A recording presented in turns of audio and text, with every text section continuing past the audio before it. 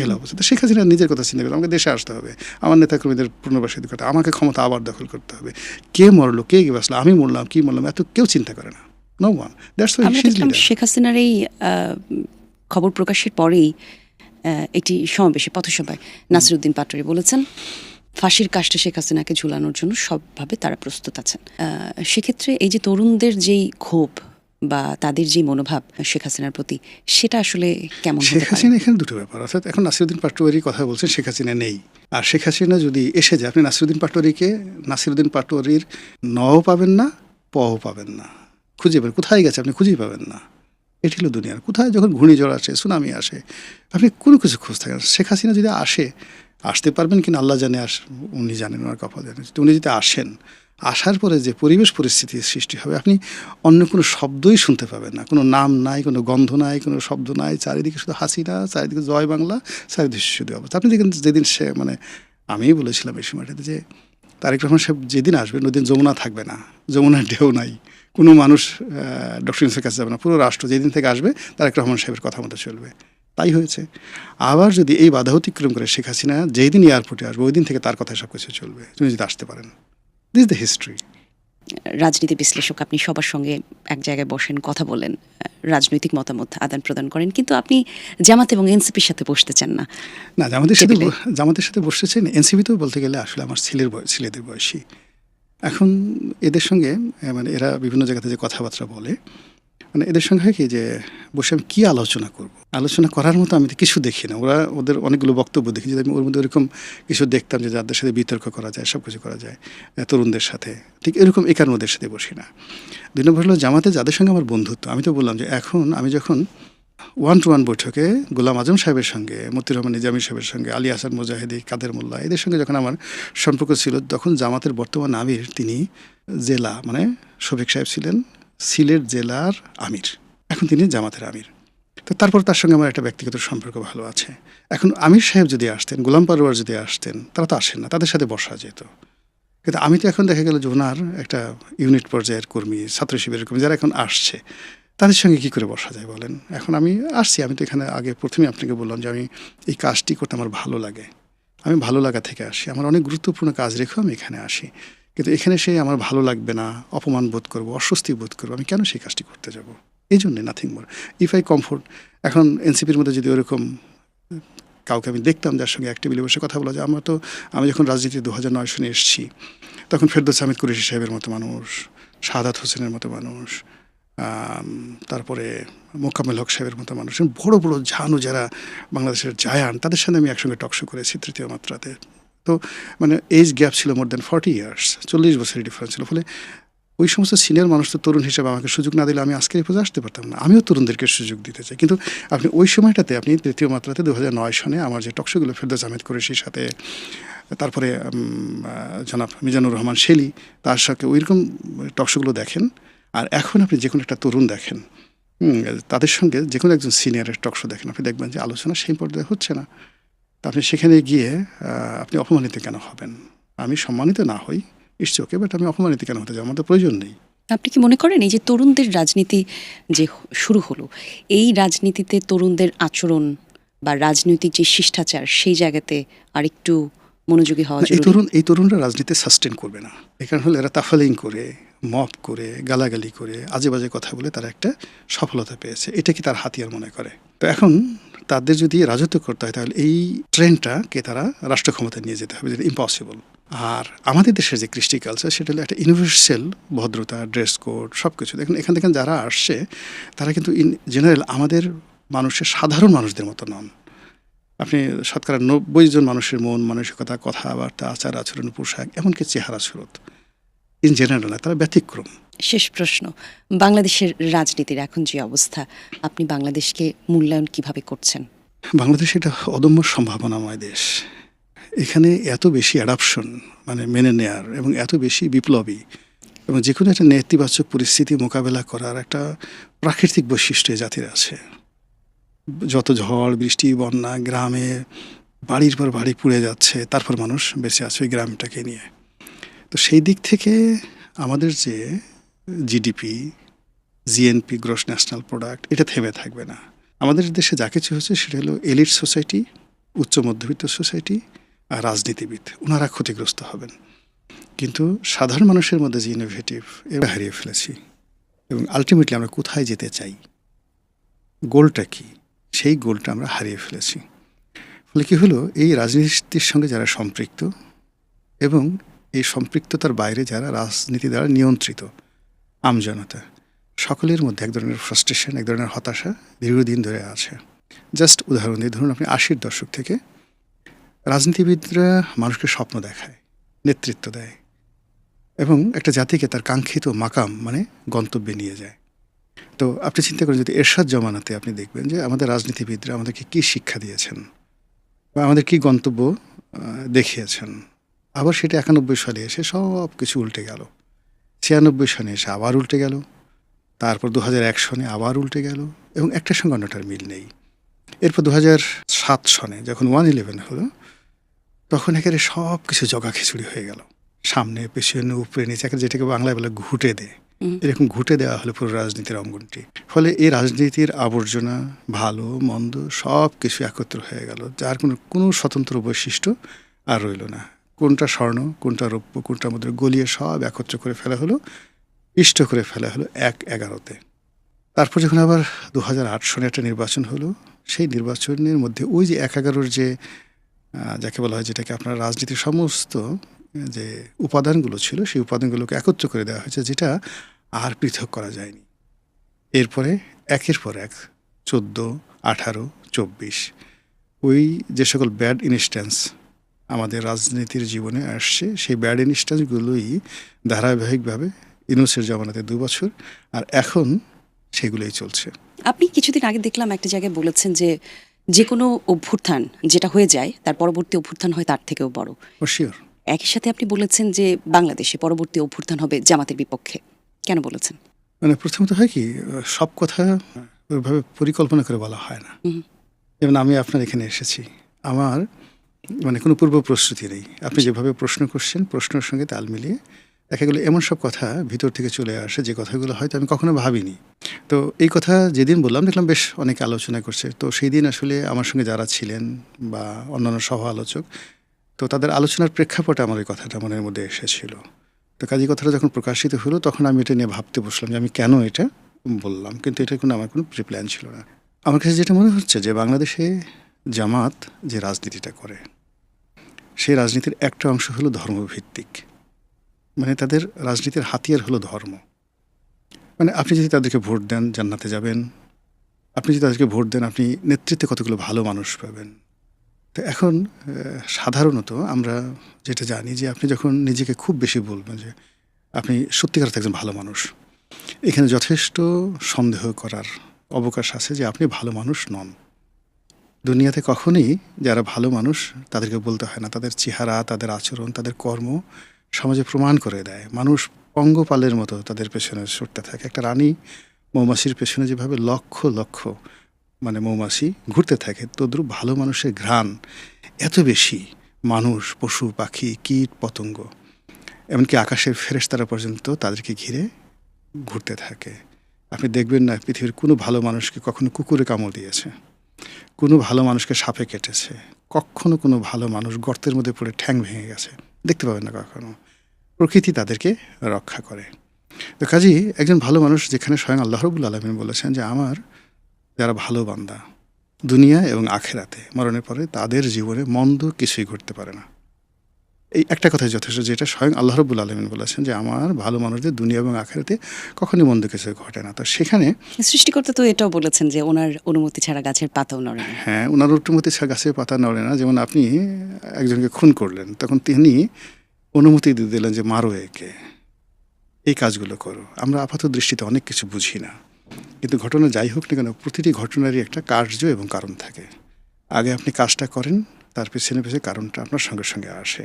এরপরে আপনি বিধাতার ডিজার, বিধাতা যা কিছু করেন, আপনি যদি বলেন যে ইন্ডিভিজুয়ালি উনি এই পৃথিবীর সব কিছু যত মাখলুকাত আছে সবাইকে আলাদা আলাদাভাবে এর মাথায় 100টা উকুন দাও, এর গালে তিল দাও, এর পিছনে চুলকানি দাও, এইভাবে হয় না। উনি একটা সিস্টেম করে দিয়েছেন, জাস্ট লাইক এ সফটওয়্যার, কম্পিউটারের মতো।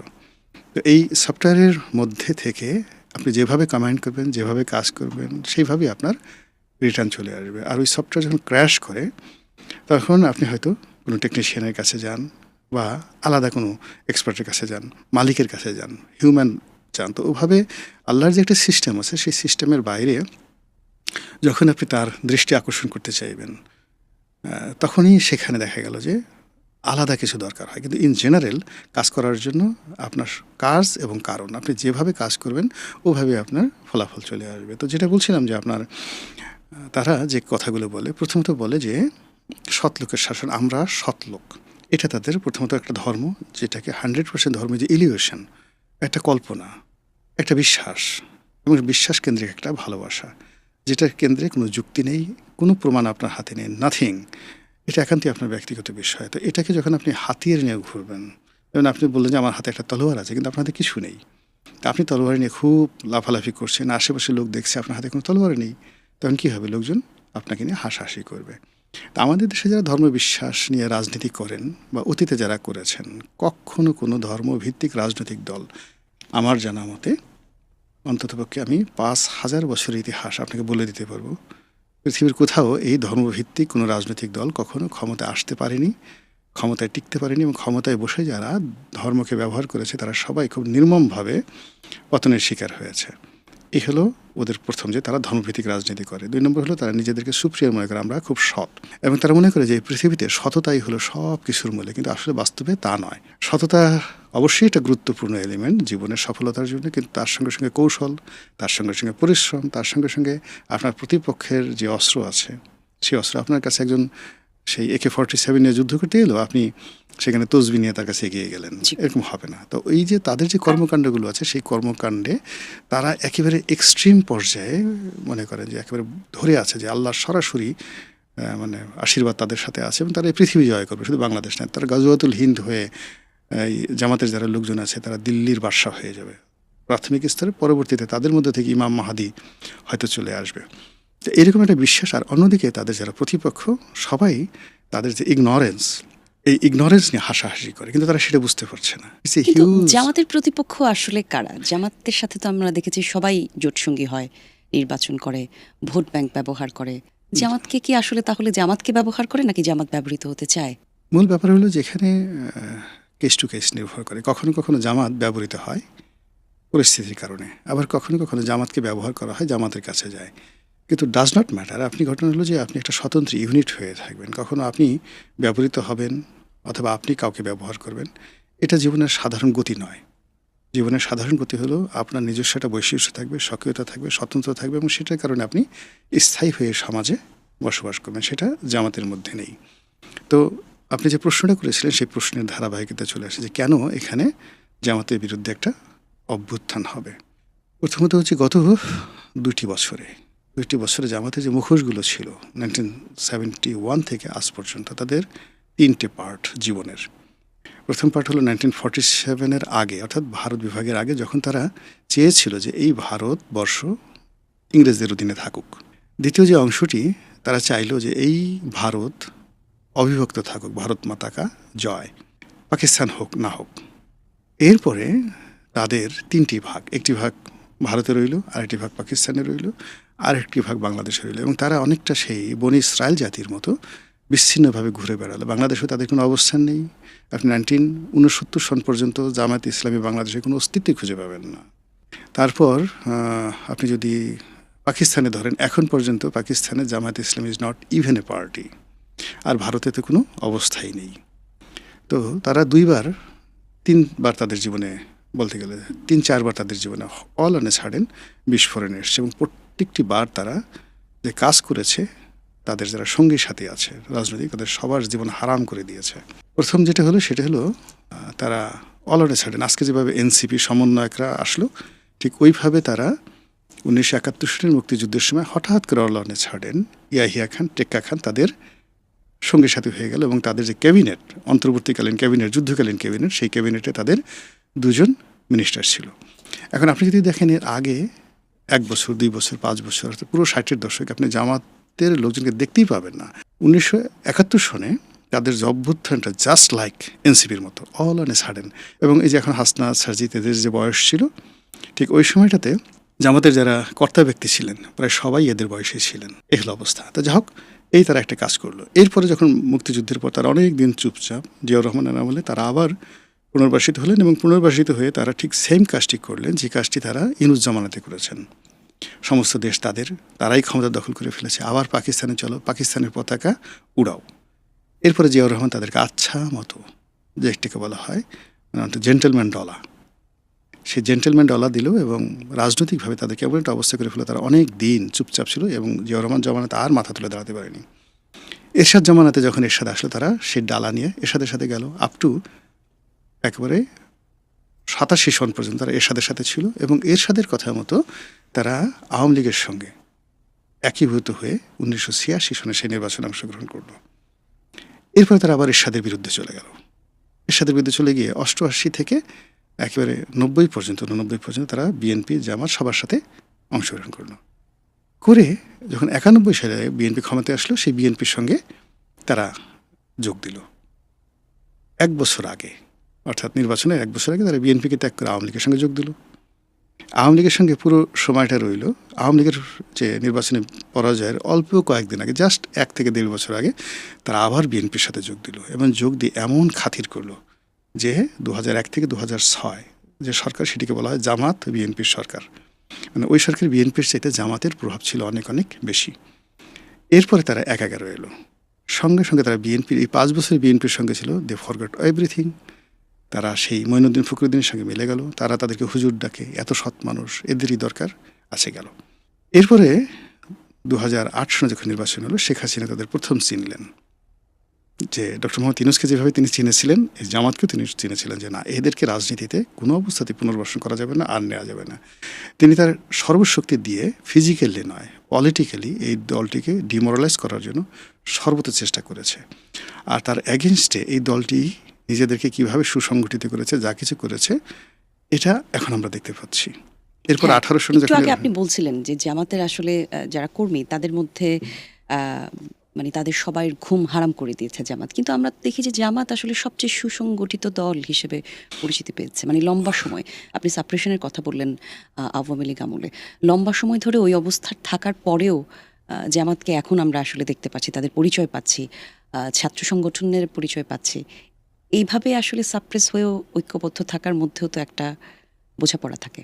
অবশ্যই থাকে। আপনার সমাজে তো পিঁপড়া যারা আছে তারাও একত্রে থাকে, তেলাপোকারাও অনেক সময় একত্রে থাকে, টিকটিকি যারা আছে তারাও একত্রে থাকে, যারা বাঘ, royal Bengal tiger, within family, নিজের স্ত্রী যখন বাচ্চারা হয়, বাচ্চারা আবার বড় হয়, তারা আলাদা আলাদা থাকে। এই হলো প্রকৃতির নিয়ম। একত্রে থাকাটাই সবসময় স্ট্রেংথ নয়, আর একা থাকাটা কখনো দুর্বলতা নয়। একা থাকাটা হলো শক্তিমত্তার লক্ষণ। সে যথেষ্ট একা থাকতে পারে। ফলে এই যে জামাত যে একটা সংগঠন গড়ে তুলেছে, একত্রিত হয়েছে, এখন আপনি যদি প্রকৃতিতে চিন্তা করেন, আপনি যদি 1 লক্ষ না 10 লক্ষ ভেড়া একত্র করে দেন, ও দেখবেন যে একটা নির্দিষ্ট গতিতে যাচ্ছে, সব ভেড়া। তো সেই ভেড়ার মধ্যে আপনি কোনো লিডার খুঁজে পাবেন না। আপনি দেখেন জামাতের অর্থ আছে, একতা আছে, নম্রতা আছে, ভদ্রতা আছে, অনেক কিছু আছে। কিন্তু সিভিল সোসাইটিতে আপনি একজন গুন্ডা যদি ধরেন, টুন্ডা বাবু, কালামিজান, চাকু মহিউদ্দিন, বাস্টার্ড সেলিম, এরকম অনেকগুলো লাম আছে না? এদের কারোর সাথে 1 মিনিট এরা টিকতে পারবে না। আবার যদি ধরেন প্রচলিত রাজনীতিতে, এই প্রেস ক্লাবের সামনে ধরেন এই মুহূর্তে ধরেন জনাব তারেক রহমান সাহেবের স্নেহধন্য কয়েকজন লোক আছে, যেমন আমতারেক, তারপর গণ অধিকার থেকে আসছে রাশেদ, এখানে আসছে। তো এরকম যারা একেবারে তরুণ বন্ধু যারা আছে, আপনি এদের সঙ্গেও জামাতের যারা আমির আছেন, 5 মিনিট কথা বলার মতো অবস্থা নাই। বিতর্ক করতে পারবে না, প্রতিযোগিতা করতে পারবে না। তারা যে কাজটি করতে পারে, মানে একটা পজিশন আপনি মঞ্চ সাজিয়ে দেবেন, সুন্দরভাবে করবেন, এসে আপনাকে সুন্দর করে হ্যান্ডশেক করে যা যা করার দরকার, আপনি মেয়ে হলে আপনার মাথায় হাত বুলাবে, সব কিছু করবে। মানে আপনাকে সাইকোলজিক্যালি, ইমোশনালি, মেন্টালি দুর্বল করার জন্য যা যা করার দরকার সেই কৌশলগুলো তাদের জানা আছে। কিন্তু রাজনীতি হলো এমন একটা ওপেন বিষয় যেখানে আপনার সমস্ত যোগ্যতা নিয়েই আপনাকে প্রতিযোগিতা আসতে হয়। Your physical fitness, your mental fitness, your educational qualification, your family background থেকে শুরু করে যা কিছু আছে, ইউর টেকনিক্যাল নো হাউ। এবং এটা যুদ্ধের ময়দানে যে আমরা সরাসরি অস্ত্র নিয়ে যুদ্ধ করি, তার চেয়ে রাজনীতির যুদ্ধ আরও মারাত্মক। এখানে সাইকোলজি এবং মেন্টাল এটা অনেক অনেক বেশি থাকে। তো সেই অর্থে যেটা বললাম যে জামাতে যতবারই ওপেন হয়েছে, প্রত্যেকটা বারই তারা তাদের একটা স্বরূপ উন্মোচন করে ফেলেছে। This is their characteristics here in Bangladesh. এবং সেই যে তাদের যে স্বরূপ উন্মোচন, গুপ্ত থেকে প্রকাশ্য হওয়া, যাকে চাওয়া, এটা ইনুস জমানাতে এক্সট্রিম পর্যায়ে হয়েছে। আমরা সবাই বুঝে গেছি জামাত কী করতে পারে, জামাত কী করবে এবং জামাত কী। ফলে এই সময়টিতে সে একটি লাশ, শুধুমাত্র সে ভিন্ন মতের ইবাদত বন্দেগী করে। তো এরকম একজন ফকির বা একজন সাধারণ মানুষ, তাকে এনে জীবন্ত পুড়িয়ে দেওয়া, একটি মাজার, একের পর এক মাজার ভেঙে দেওয়া, তাদের মতের বিরুদ্ধে গেলেই সেখানে তারা মব তৈরি করছে, তারা উপরে উপরে সবাইকে কোরআন হাদিসের কথা বলছে, আর সুযোগ পেলে বট বাহিনী বানিয়ে অকথ্য, অশ্লীল, অশ্রাব্য, যেটা এই বাংলাদেশে মানে কেউ কল্পনাও করে না, এই ধরনের গালি তারা দিয়ে থাকে সেখানে। এবং তাদের যারা সঙ্গী সাথী দেশে এবং দেশের বাইরে, যাদেরকে তারা ভাড়া করেছে, এই ভাড়া করেছে গালি দেওয়ার জন্য, অপপ্রচার করার জন্য, মিথ্যা কথা বলার জন্য এবং যাকে বলা হয় ব্যাড ন্যারেটিভ তৈরি করার জন্য। অনেকে বাংলাদেশে আছে, অনেকে দেশের বাইরে আছে। আপনি তাদের চেহারা, সুরত, কথাবার্তা সব কিছু দেখলে আপনি বুঝতে পারবেন যে জামাতের আসলে চরিত্রটা কী। আপনার সঙ্গে ধরুন একজন মানুষের বন্ধুত্ব হবে, ইভেন এক টেবিলে বসে আপনি এক কাপ চা খাবেন, তো যার সঙ্গে আপনি চা খাবেন, ইভেন আপনি যাকে ভিক্ষা দেবেন, ওর মধ্যে কিন্তু আপনার রুচি ফুটে উঠবে। আপনি একজনের সাথে টেবিলে বসে ভাত খাবেন, আপনি একজনের দাওয়াত করবেন, নিজেটা রান্না করবেন, একটা ড্রেস আছে, সব কিছুর মধ্যেই আপনার একটা রুচি ফুটে উঠবে। কিন্তু জামাত যে কাজটি করেছে বা এখন করে যাচ্ছে, তার মধ্যে আবহমান বাংলার যে সাহিত্য, সংস্কৃতি, আমাদের যে ধর্মবোধ, চিন্তা, চেতনা, রুচি, মানে কোনো কিছুই বাঙালির মতো নয়, না পাকিস্তানের মতো, না আরব দেশের মতো। তারা একটা অদ্ভুত জিনিস করতে চায়, না আফগানিস্তানের মতো। তারা ফুটবল খেলাটাকে পছন্দ করছে না, তারা নৌকাবাজ পছন্দ করছে না, তারা যাত্রা, জারি, সারি, ভাটিয়ালি পছন্দ করছে না। আমাদের দেশের আমি গ্রাম থেকে আসছি, গ্রামের মধ্যবিত্ত পরিবার থেকে আসছি, সেই 60-এর দশকে আমার জন্ম। 60, 70, 80 দ্য গোল্ডেন এরা আমাদের যে ভিলেজ লাইফের দেখে আসছি, সেখানে বিশ্বাস করেন হিন্দু, মুসলমান, বৌদ্ধ, খ্রিস্টান, নারী, পুরুষ আমরা কখনো বিভেদ করতে দেখিনি। গ্রামের বধূরা বর্ষাকালে শুধুমাত্র একটা শাড়ি পেঁচিয়ে, নিচে আলাদা কোনো পেটিকোট নেই, তারা অনেক দূর থেকে গোসল করে আসছে। কৃষকেরা মানে তারা গান গাচ্ছে এবং ফসল কাটছে, একবারও মেয়েরা যাচ্ছে পিছন দিক থেকে, কেউ কখনো তাকিয়েছে আমি আমার শৈশবে দেখিনি, নেভার এভার। এই সমাজে মনে হলো যে সব মেয়েই তাদের মা, সব মেয়েই তাদের বোন, পরিবারের অংশ। মানে তারা গোসল করে যাচ্ছে কলস নিয়ে, জাস্ট গ্রামে একদম তাদের পেটিকোট, ব্লাউজ কিছু না, গ্রামের দরিদ্র মহিলারা, আপনাদের বয়সে যারা আছে, কিন্তু কোনো মানুষ তার দিকে একবার ফিরে তাকাচ্ছে না, সে তার ফসল কাটছে, সে তার কাজ করছে। তো এই যে একটা অবস্থা, সেখানে আমাদের এই সমাজে কখনো অবগুণ্ঠনের দরকার হয়নি, কখনো হিজাবের দরকার হয়নি।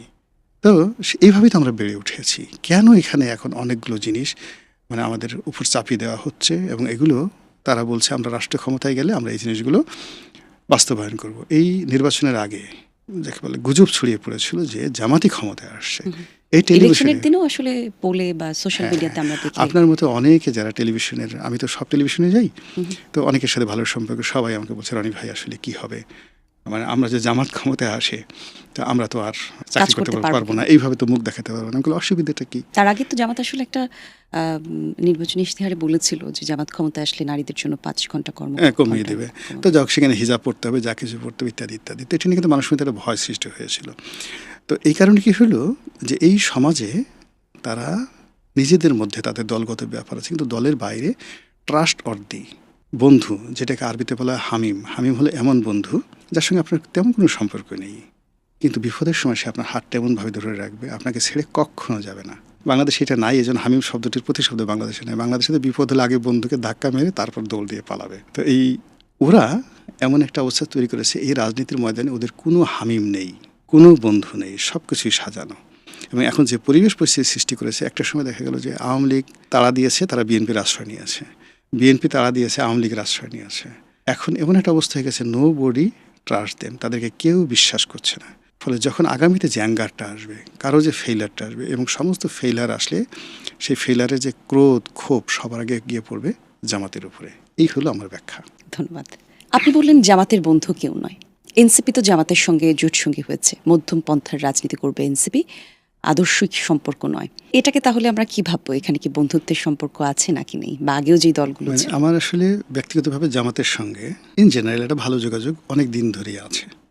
তারপর জেলখানাতে জামাতের যত শীর্ষ নেতা রয়েছেন তাদের সঙ্গে যেহেতু একত্রে জেলখানাতে ছিলাম, তখন একটা অ্যাডাপশন চলে এসছে।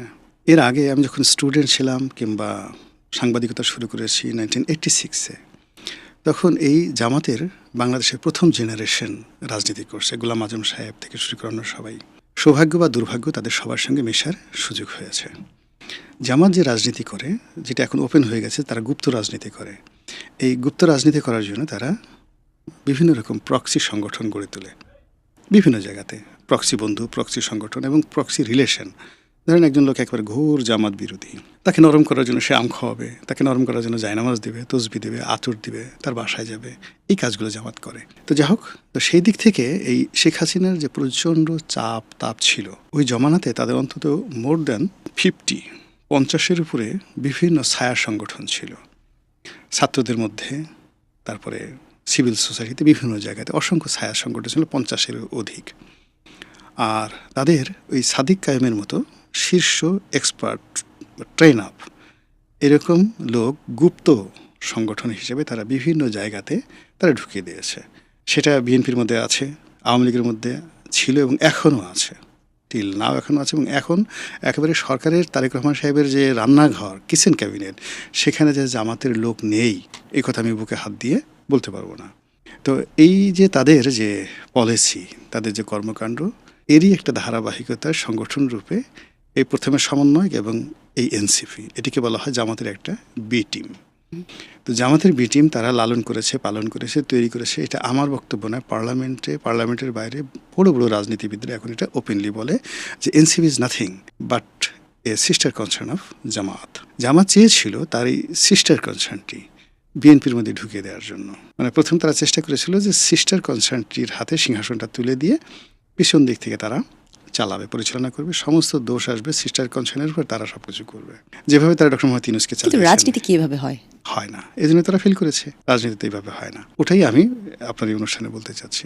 তো যাই হোক, ডক্টর মোহাম্মদ ইউনূসকে দিয়ে এনসিপির মাধ্যমে রাষ্ট্র ক্ষমতা পরিচালনা করা, ইউনূসের ঘাড়ে ভর রেখে 5 বছর, 10 বছর, 50 বছর, that was their first master plan. সেটা যখন ফেল করার পর আপনি দেখেন এই যে 17 জন শুধুমাত্র অ্যাটর্নি জেনারেলের অফিসে 17 জন তাদের ডিপটি অ্যাটর্নি জেনারেল ছিল। তো বুঝছেন তারা কীভাবে নিয়োগগুলো করেছেন। এটা যখন ফেল করলো তখন তারা